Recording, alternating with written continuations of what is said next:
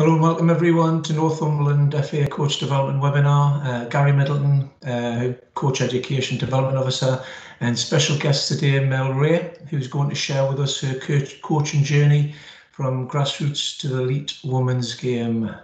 Hi Mel, quick introduction from yourself.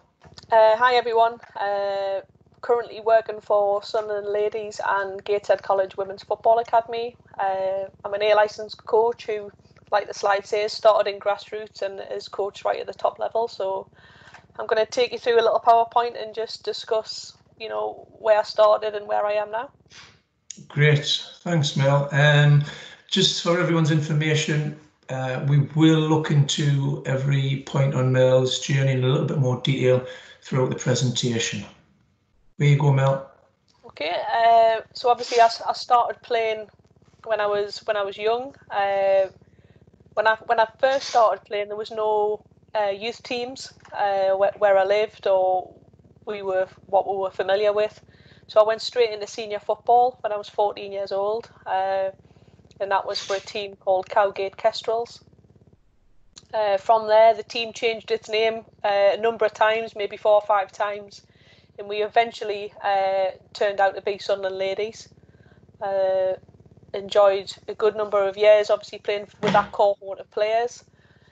And then through Mick Mulhern and Alan Snowden coaching the team, Alan Snowden gave me my first job in football, which was as Gateshead College's Women's Football Academy coach. And to that day in 2003, I'm still there now. So that's been the longest job I've ever had. And that's where I really first started full-time in coaching football. As I worked there, I still continued to play. So I played and coached. As you can imagine, it was pretty intense. Coaching football throughout the day, training on a night time, games on a weekend. And I was there for a number of years. And then in 2006, I left Sunderland as a player and went and played for Newcastle United Women with Rob Atkin and Neil Bastow. And from there, Rob asked us if I wanted to be involved in which was back in the day, the Centre of Excellence. So I took up a role there as well as the under-16 head coach and coached alongside Ben Dawson. So at this point, I was a player. I was coaching the 16s at Newcastle, and I was also playing for Newcastle as well. So it was getting even more harder. At this point in my coaching career, I thought it was best that I undertake the UEFA B. So I did that up here in the northeast. Didn't pass at first. I had to reset the final assessment. Finally passed it, and that was another kind of rung on the ladder in my coaching experience. Thoroughly enjoyed the course. I was the only female on the course, but it pushed us into the direction that I wanted to go in.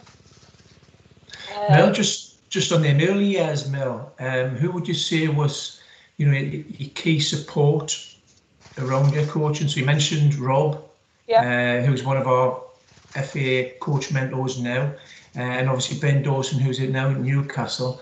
Yeah. Were they good support factors around you as a young coach in them early days? Definitely, I think everyone who I kind of worked with was kind of some kind of mentor. So obviously I had Alan, who was with us at the college, who I really looked up to. I had Paul Bryson, who was the men's football coach at the college at the time, learning an awful lot from, doing the same job as Paul, but on the women's side.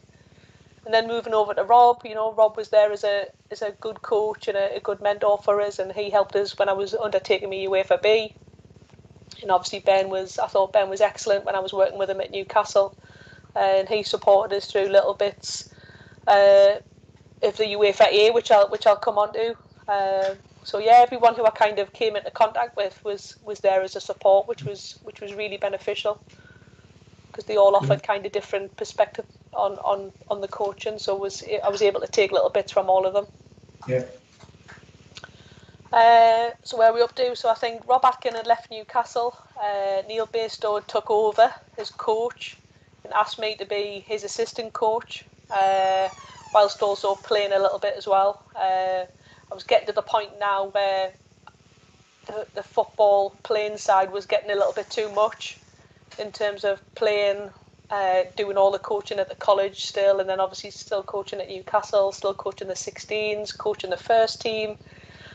So eventually, over that period, I stopped playing and left Newcastle in 2010 and had a little break. Fell pregnant, had my little boy. I had a couple of years out the game. So this was me officially retired now and just concentrating on the coaching. Took a phone call off Mick Mulhern, who was still at Sunderland at the time. Obviously, I played for him, back in 2000, and asked if I would go in as one of his assistant coaches for the WSL2, which, again, it was a fantastic opportunity to start coaching higher up, that next step, while still being at Gateshead College. And at this point, it was when I probably started to undertake the thought process of I need to probably go even higher and start my UEFA A. So started looking into the courses, how often they were on. Obviously, it took 2 years to get, so I knew it was going to be a long process. But just before I passed the UEFA A, I got an opportunity to go and coach the under-23s in England. That was with Marianne Spacey. So Mark Sampson was the England women's head coach at the time. And I knew Mark very well through the college football. So Mark used to be the coach at Bristol College. We used to come, we used to meet each other head to head in cup finals and in college games. And he always said when he got the job, you're more than welcome to come down and get involved, and have a look to see how we do things. So I went down, took the offer up, went down to St George's Park, watched the England team train, which again, it was just a one-off day, but it was a fantastic opportunity. And we had lunch, and he asked us if I would support Marianne with the 23s. So I did that for a couple of years. Really enjoyed the experience. It was something brand new, coaching obviously at the very top end, a couple of trips out to La Manga, and really thought now, right, I need to push on and get this A licence to see if it opens any more doors for us. Mm-hmm. And obviously it did. So I passed the UEFA A in 2016.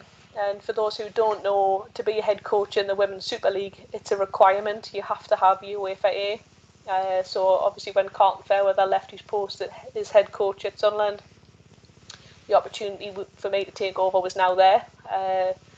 So I jumped at the chance at 2017 to head up the team who I started playing for. So that affiliation with Sunderland's been there for about 20 years. So it's it was a real proud moment to say I'm now the head coach of Sunderland.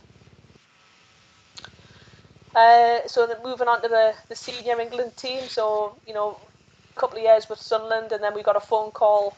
Well, the club got a phone call from Phil Neville asking permission for me to be released from my duties there to go and support him in his first World Cup qualifiers against Wales and Bosnia, which the club agreed, thankfully. And off I went.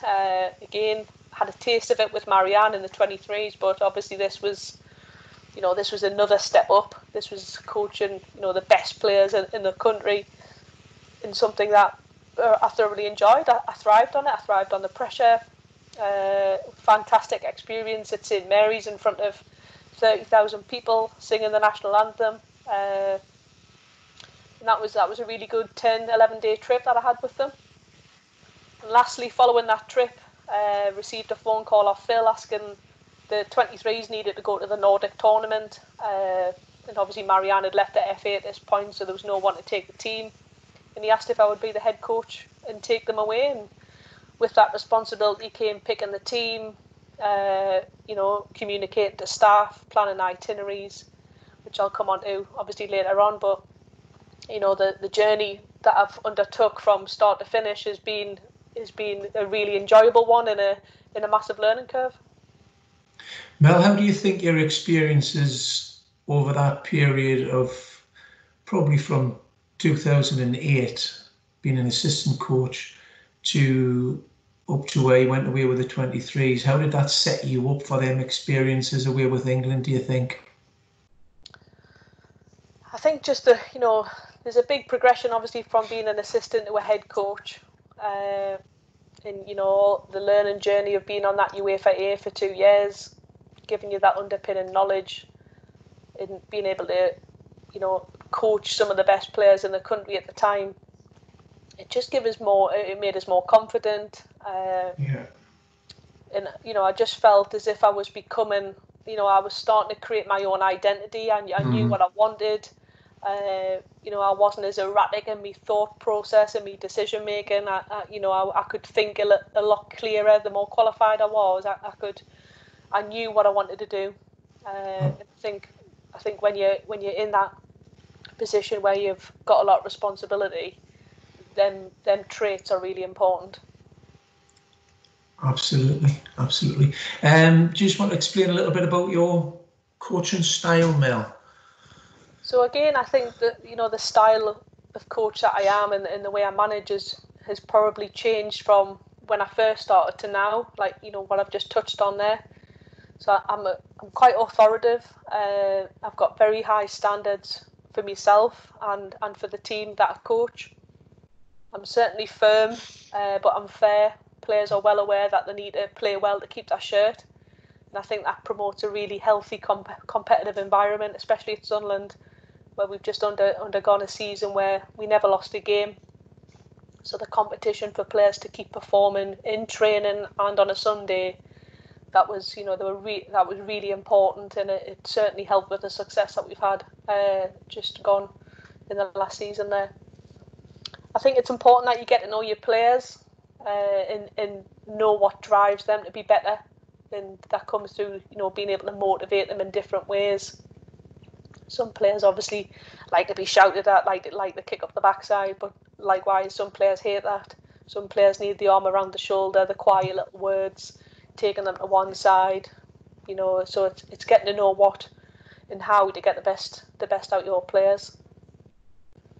And every season we'll always set short-term, medium-term and long-term goals. I think that's really, really important. So at the beginning of pre-season, we'll always sit down as a group of staff, first and foremost, and then as a group of players and staff, and come together and decide what we want to achieve. So it's not just coming from me, it's coming from everyone. This is what we want now, mid-season, end of season. And using Sunderland as the example, as soon as we sat down last pre-season, the word from everyone was promotion. That's what we wanted. Okay, well, that's what we want. How are we going to get there? And that's the short-term and the medium-term goals. In terms of coaching and planning, we have very limited time. Obviously, coaching with Sunderland during the week, only train on a Tuesday and Thursday night. So the coaching sessions have to be detailed, but they've got to be really specific. There's never a session that's just a generic session just for the sake of it. The 3 hours training them during the week is really, really hard. So we have to be really on point in terms of the detail that we get across to them. I feel like I'm quite good at demonstrating. Obviously, being a former player, I'm quite comfortable still with the ball at my feet and being able to show people how to move or where to be passing balls to. I think a good trait that I've got is I'm honest. If people want my opinion, I'll give it.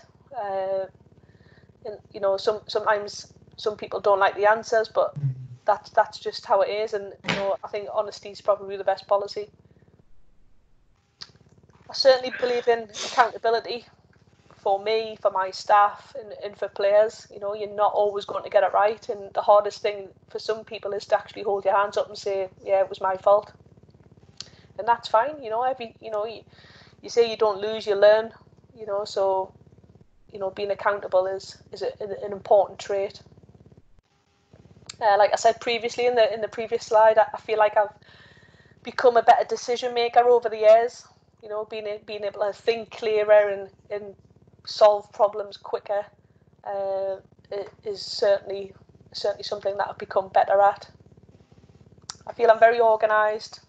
I'll always be thinking 2 weeks ahead, in terms of what we're going to do next week, who we're coming up against next week, and prioritising things for either training or meetings to know how to get the best things for the players. I think it's always important to manage expectations of staff and players, so we don't get carried away. As an example, we were top of the league for a long time. this year just gone with Sunderland, and everyone, the long-term goal was promotion, but it's, managing them expectations. It's not just going to be a given. We're not just going to be given promotion. We're going to have to earn it, and day by day, game by game, it's managing them expectations and making sure they're putting the hard work in on and off the pitch to ensure that actually happens. And the last one, obviously coming through, and starting the journey at Gateshead with a youth, I think it's really important. If they're good enough, they're old enough. There's some really good players coming out of Grassroots, out of the regional talent centres. And if they're good enough and they can produce, then why not play them? And that's all competition, and that's all promoting that kind of healthy environment for the senior players aren't given that to play every week. Got some great young players who have played and produced moments of magic to win the games this season. So it's been refreshing. Yeah, Mel, obviously looking at that slide, your standards are extremely high, and it's a big emphasis within coaching of creating that positive learning environment within your squad of players, within your team. Yeah. What would you say you've done over the years to create that? Because you've had a lot of success with your teams and with your players. I think, setting that right environment for players to come in, it was really important. So, players getting to know me, getting to know the standards that I have. I'll never be late. I'll always be on time. You can see there through what I've just been through in terms of the detail that I go into for the sessions. They'll always get that off us. But in return, I need something off them. And that's the standards that come with it to promote the environment that I want to be working in. So, players will work hard, they'll come in, they'll give it their all, they'll be on time, and they'll be positive. I hate negativity in the sessions. I hate people twisting on about things, and those kind of things can fester if you don't nip it in the bud early doors, and it can affect other players. It can affect performances. Likewise, it can affect results. So being able to nip things early doors so it doesn't continue is really important. And we want to be the best. So by being the best, you have to be the best at everything you do. So reminding players of their short term, their medium term, and their long term goals. Well, are we going to win the league if we train like this? Who's training harder than us? Are Derby training harder than us? Always constantly dripping in little things like that to remind them. Well, the long term goal is promotion. Keep doing this and you'll get there. And the standards and behaviours just need to be reminded constantly. And would you say what sort of challenges have come through that environment when possibly new players come into your environment, your squad? I think it's from what I've felt and what I've been involved. It's the players who we've brought in have seen the high standards immediately and have upped their game. The youngsters coming in from a youth environment have now gone, wow, this is what these do, this is how these behave, this is what these eat off the pitch, this is the extra that these do. And it gives them probably that, that inspiration to push on and be better again. And some people come in and can't cope with that demand and they end up leaving, and that's fine. Because we want the best players to be playing for Sunderland in order for us to go up the leagues. And you want them buying into that as well as they come into the team, don't you? Yeah, absolutely. I mean, they'll soon find out if they don't buy into it, then they're not going to last very long, because the players around them have got that ambition and drive to be the best players they can possibly be. So if they don't adhere to them standards, then I don't think the girls would allow them to get away with it. Yeah, great. Do you just want to go through your coaching philosophy, Mel? Yeah, I think so. Every coach has a style. Obviously, being an attacker when I played, I'm a firm believer in moving the ball quickly. I like the team to be attacking. Getting down the wing, crossing balls, good possession, being really quick in possession. But likewise, recognising that when we defend, we need to have a solid shape. And also recognising that the tactics must be able to adapt to suit the players that we've got in the squad. And likewise, the strengths of the opposition that we play will sometimes dictate the way we play. So it's certainly, the philosophies can change. It's not something that's set in stone, in order for us to get the best results. Currently at present, the trend is either the 1-4-3-3 system. But you talk about adaptability. Have you got any good examples where you've possibly, what is your preferred system, and when you've changed it, how the players reacted to that, how have they bought into that? I wouldn't say I've got a preferred system, because I quite like them all at different times. But the majority of the season, last season, we played with a 4-3-3. But the good example would probably be pre-season just gone. A big kind of thing I wanted to get across to the players and to the staff was we needed a better plan B. We fell short of Blackburn the previous season. We finished second, and I just felt we dropped silly points against lower opposition where we should have been coming away with the 3 points. So I said, right, the plan B is going to be a change in formation, and we're going to coach the 3-5-2. So in games we can adapt to that system to try and either become more offensive or more defensive. So we spent 7 weeks in pre-season just really going through 3-5-2, in possession, out of possession. This is where you will be, doing loads of work with mannequins and poles. Played all the pre-season games, 3-5-2, and it was really funny because the girls, or the girls in the squad, then started to think, I prefer playing 3-5-2. And it wasn't a case of forgetting 4-3-3. I knew they could play 4-3-3 because we played all the previous season playing that. But then they now had kind of 2 strings to the bow, and we could flip between the 2 formations, and it give the players a bit more knowledge. So when we came up against teams who actually maybe played 3-5-2, and we were in a 4-3-3, right? Well, what's the limitations within the 3-5-2? Well, what's it like for the wing back? Oh, well, it's really hard. If it's 2v1 a wide area is great. So we need to exploit that when we're playing against the 3-5-2. So it gives them more a bit of an understanding of how to hurt other teams in certain formations. And we certainly flipped. We won games playing 3-5-2, and we won games playing 4-3-3. So I think they really enjoyed the challenge of learning something new as well. So maybe this pre-season we might do something else. Might add another string to a bow. But I suppose, go on now.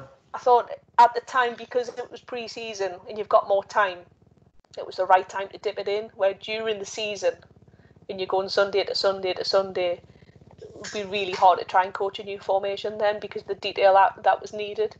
So it was the right time to do that and embed that into the new season going forward. I think that's what I was just about to say, and I think that's, the players need that detail. You said 6 or 7 weeks you spent on working on that system with the girls.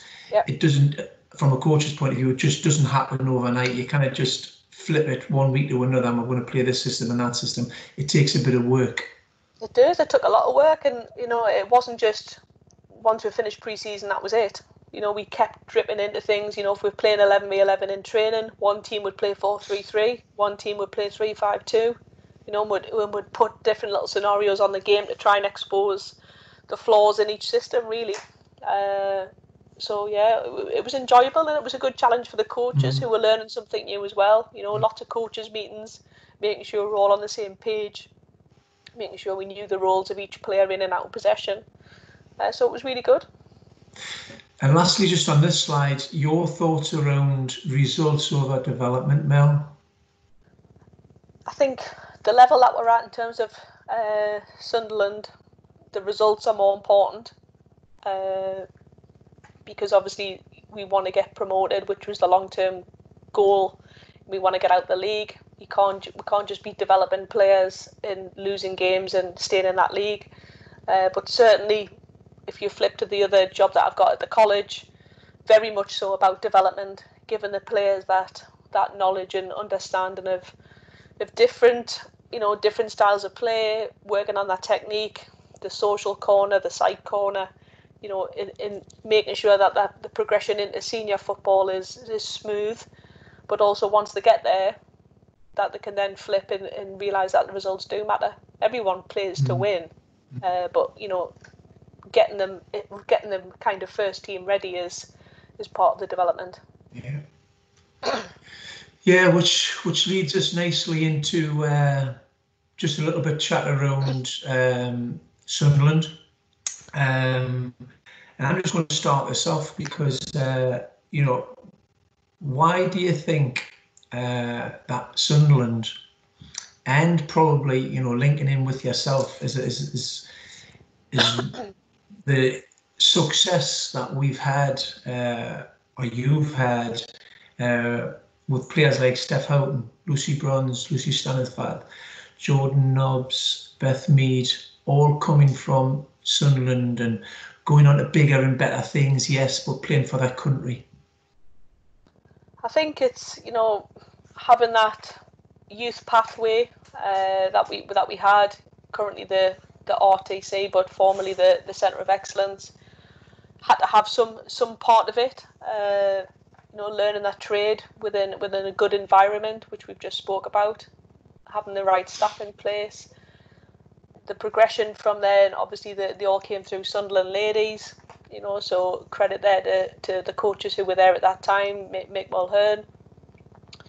And then I think most of it, that the high percentage of it is down to them as players and how much they actually wanted to achieve and where they wanted to go within that time as football. They were the right era. So my era was never ever going to be able to play professional football, but their era of player, it was just as the game started to turn into kind of semi-professional, professional, that they were there at the right time in order for the next step in their career to go on and play a bit more professionally for it. And obviously now they're at the top of the game, which is fantastic to see. It's fantastic for the local girls in the area to have role models to look up to and to aspire to, and hopefully that continues to grow and more girls get involved in the game at a younger age.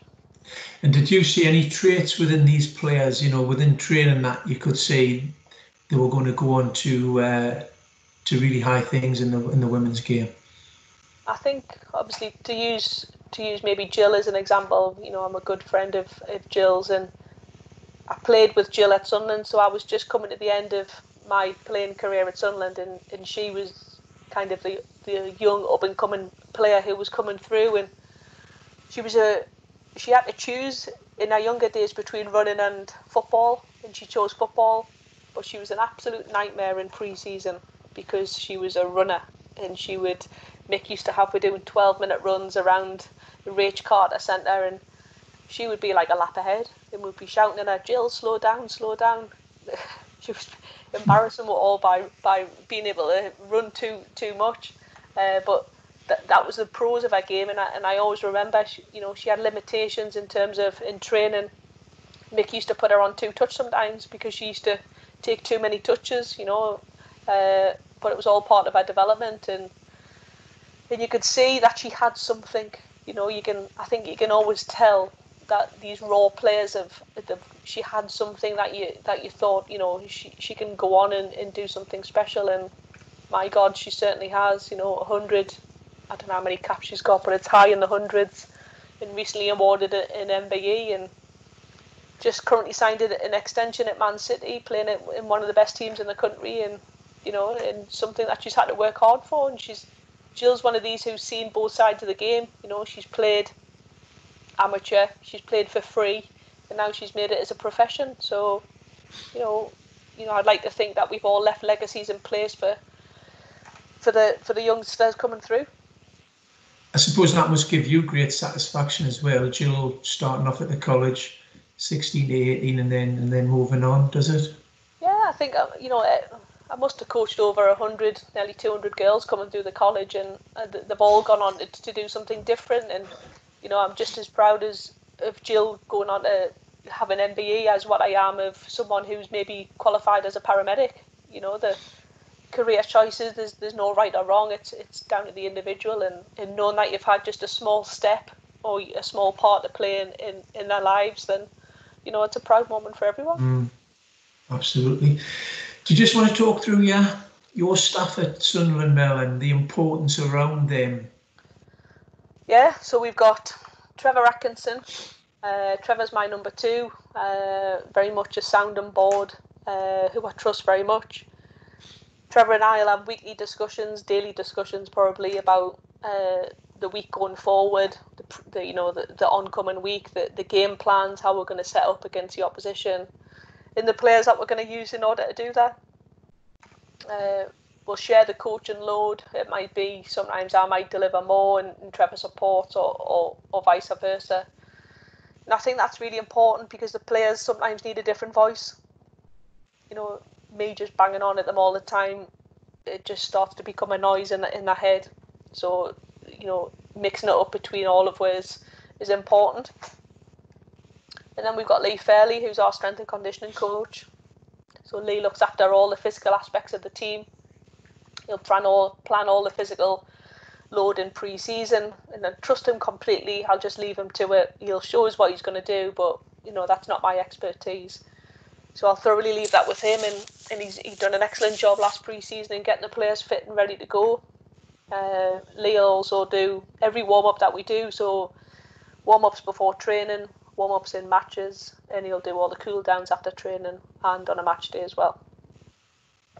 And something really important that Lee does, which probably not a lot of coaches at this level would probably do in terms of, the grassroots side of the game. He monitors the players through the RPEs, rate of perceived exertion. So he'll also monitor their daily wellness.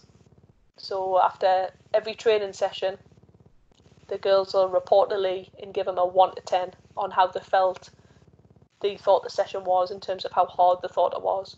So some might be absolutely fatigued. They might have had a hard day at work and might give it a 9. Someone who's been off all day and just, come in to train, they might give it a 6.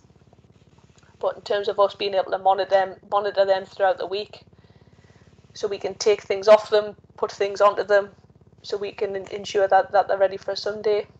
And the most important thing that he probably does is to check in with them every day for daily wellness, so how they've slept, how sore they are, how tired they are, their mood, and it'll either be like green or red on his Excel graph that he's got.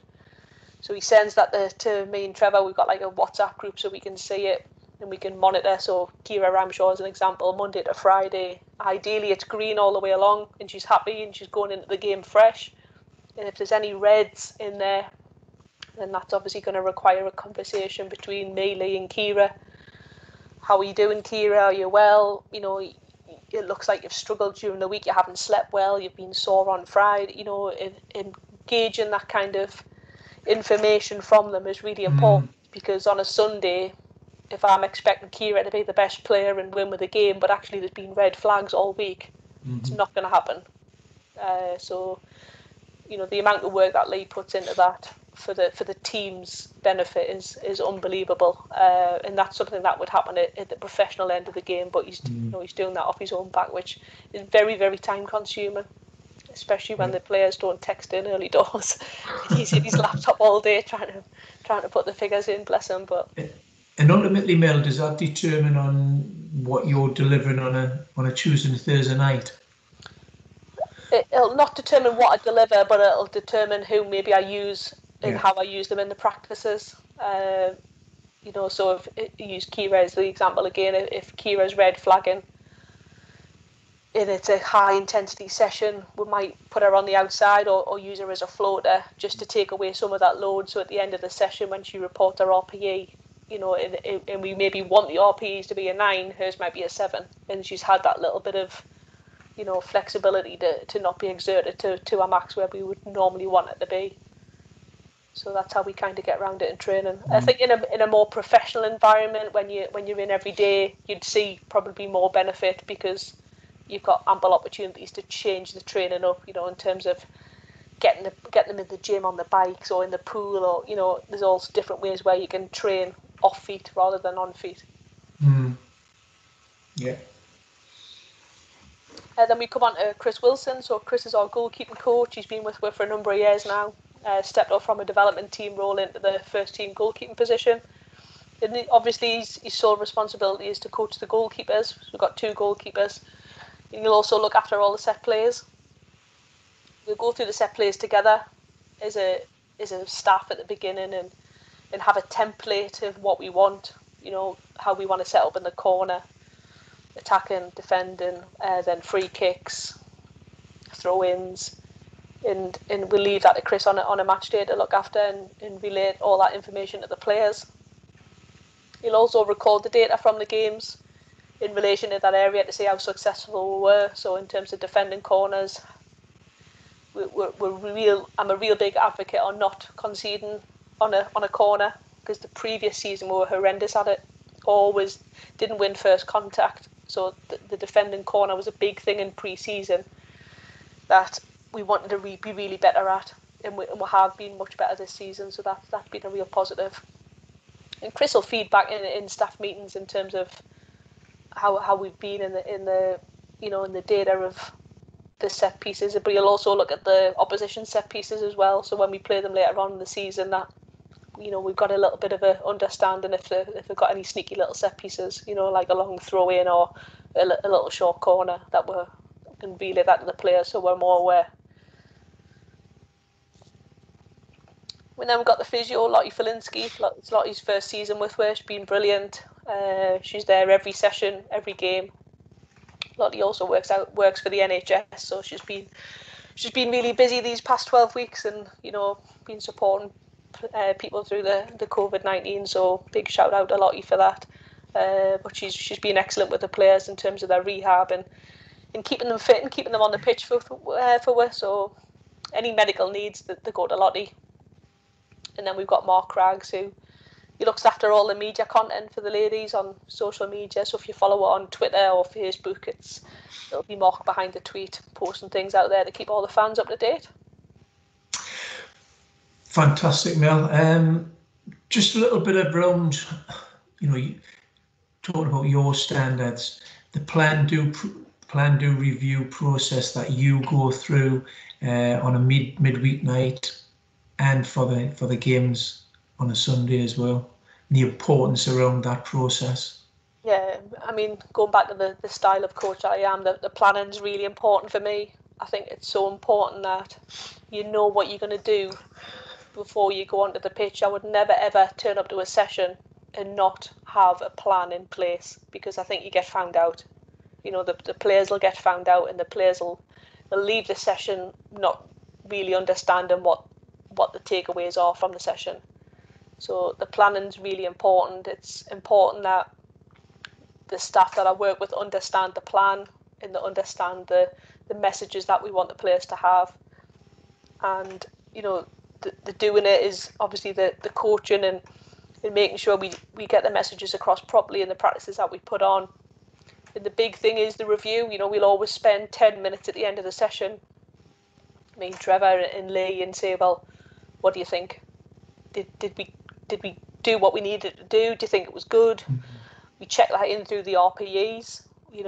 Have they actually worked hard in the high intensity drills that we've put on? Or there'll always be that reflection process, and we'll always take away something as a group of staff away from the session that we've learned from. And if we haven't maybe got the messages across properly, it'll be something that we'll do at the beginning of the next session, just to reinforce that learning and make sure that they've took away their messages that we wanted to get across. And I suppose in a little bit more detail, your reflection process, so your analysis around your team, your players.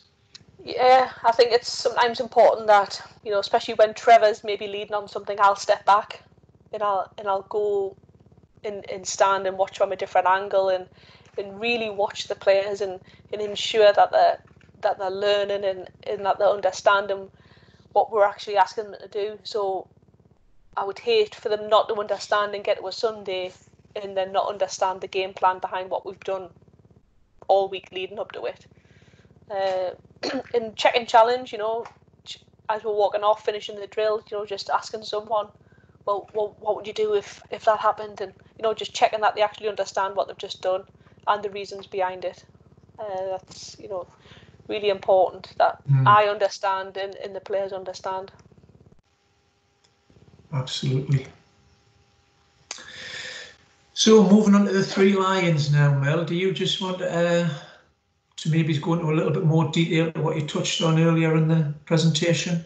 Yeah, so when I first went away with the 23s, it was very much an assistant role. So, you know, supporting the head coach, following the philosophy, the DNA that was set upon with for the trip, helping with the planning process. Very much it was the head coach's job to plan, but us to have an input and check and challenge the head coach which is something that was, you know, asked upon us as staff to make sure that we challenge everyone to ensure that the players get the best from everyone in the camp.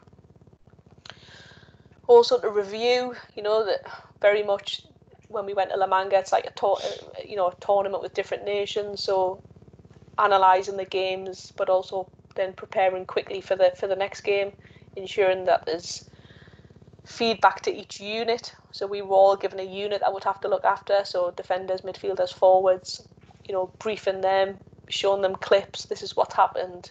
This is what we wanted. How can we make it better? And it was, you know, it was on the clock. It was a quick turnaround when you're in that kind of environment to kind of review it, but then in the afternoon you're kind of moving on. So, you know, it's quite a quick turnaround for the players. And then obviously the last thing for the 23s was me then heading it up. So, you know, very similar to what I've just said, but everything was then my responsibility, which was probably one of the hardest things I've done as a coach, because I really felt the pressure, you know, I had a blank canvas really, in terms of I had to pick the squad. So I had to then pick up the phone and speak to WSL1 managers about the players, and make sure that they were all right for the camp, how they were feeling, how they were getting on. And some of them weren't ready. Some of them, you know, mentally, some of them couldn't come. So then had to have a standby list. So it was, all this is going on whilst I'm still at Gateshead and still at Sunderland. So it was, you know, it was quite a stressful time.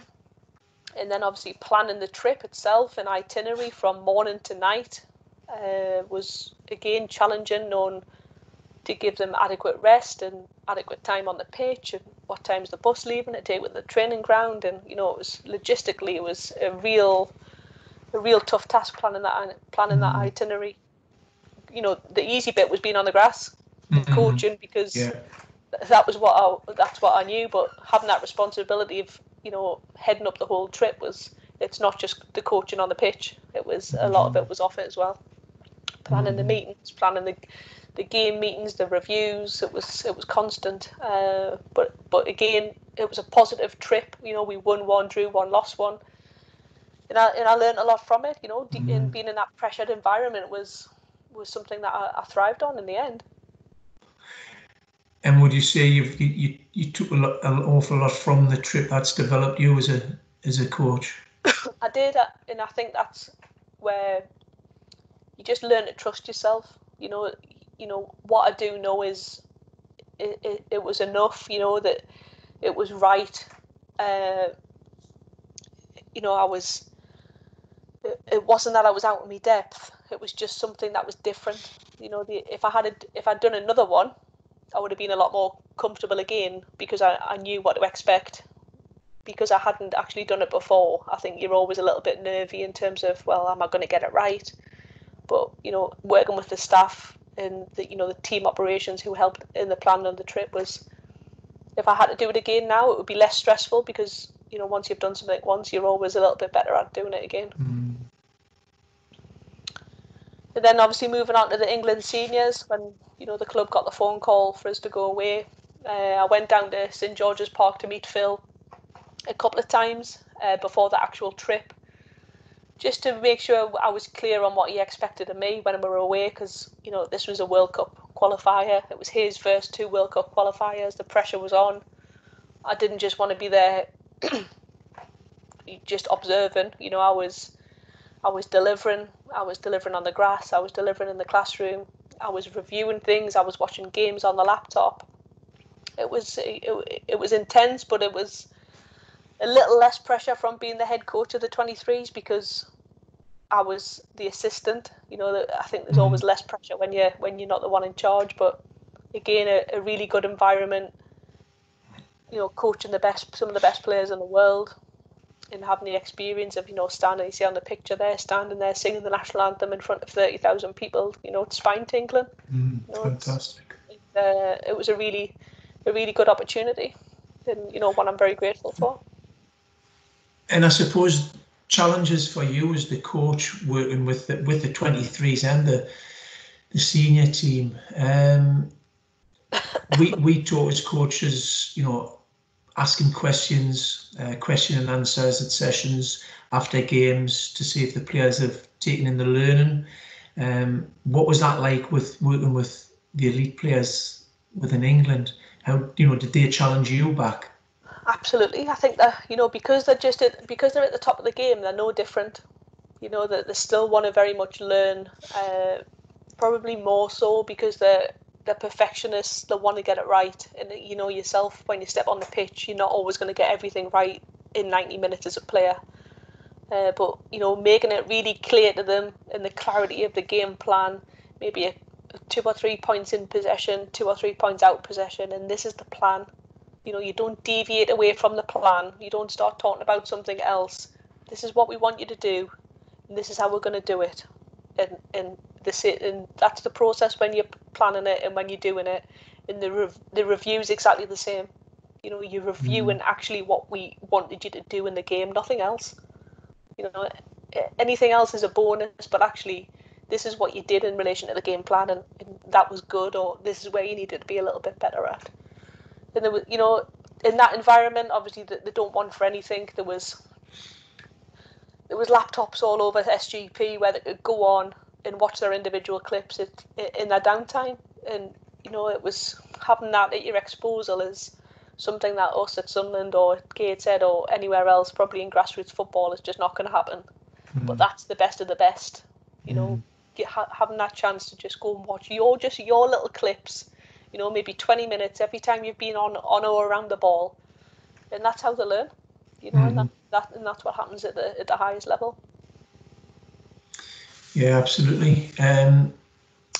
World Cup 2018. Yeah, so I got an email off a woman called Audrey Cooper. So Audrey's the head of the women's coach development with the FA, and she was given a group of female coaches an opportunity to go to France for 5 days to observe 3 live games and also to attend workshops to improve as a coach. And she asked if I would like to go. So I thought about it for maybe 1 second and said yes, I'll come to France. I had to try and get the time off at Sunderland and Gateshead, but they were both fine, and off I went to Nice for 5 days. It was a fantastic experience, being surrounded by a lot of the female coaches who are coaching at the highest level at this moment in time, and it was great for networking, getting to know them.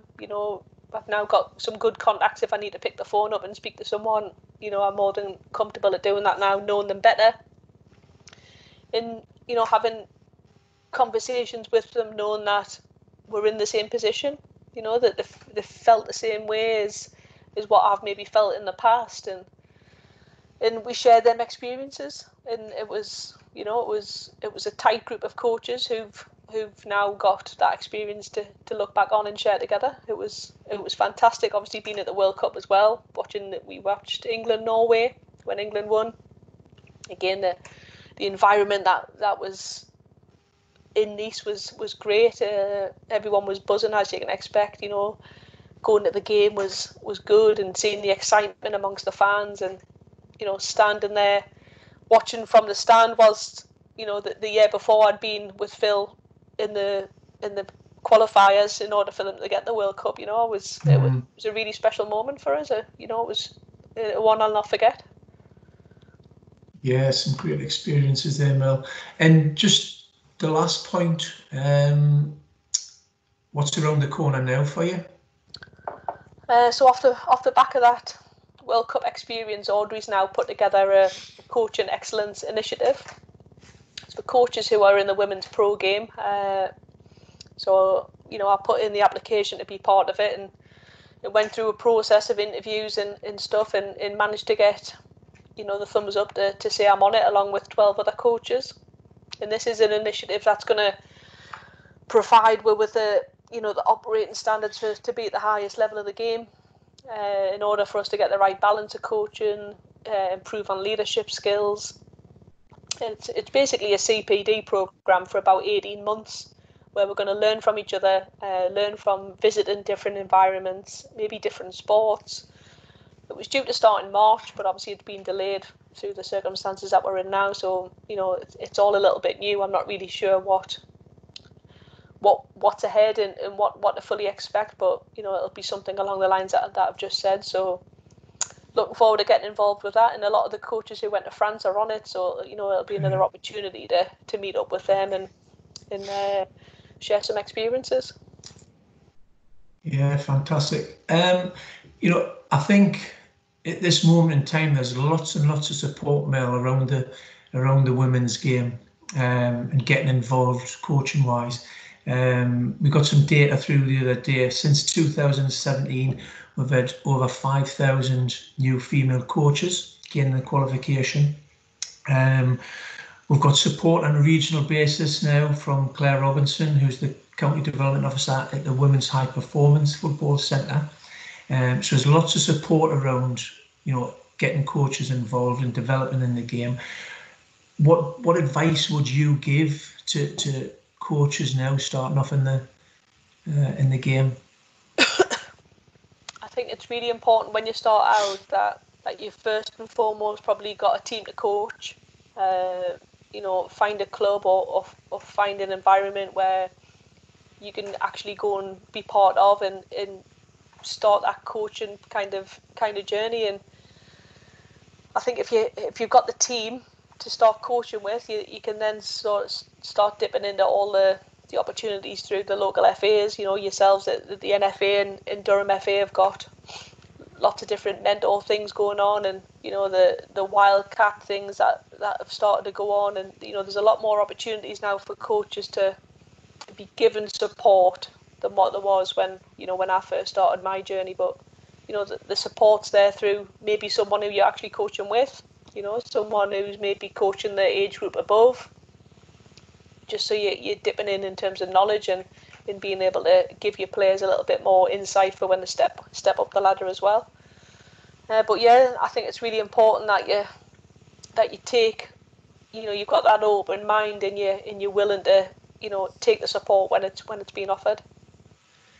Would I be right in saying that, the webinars are great, going to CPD events, watching other people coach, but the way you've developed has been getting out there on the grass and working with the girls that you've been coaching?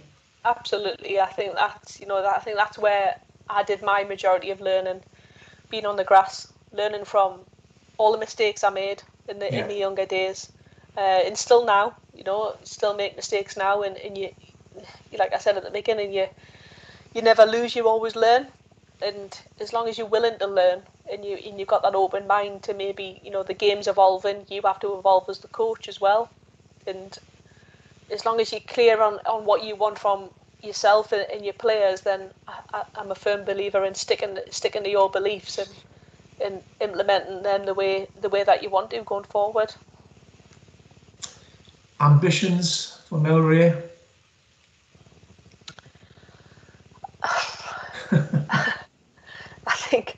I think obviously having that taste in 2017 when we were in the Women's Super League, I would love to be back coaching full time with Sunderland in the Women's Super League, and not having to juggle 2 or 3 jobs at a time.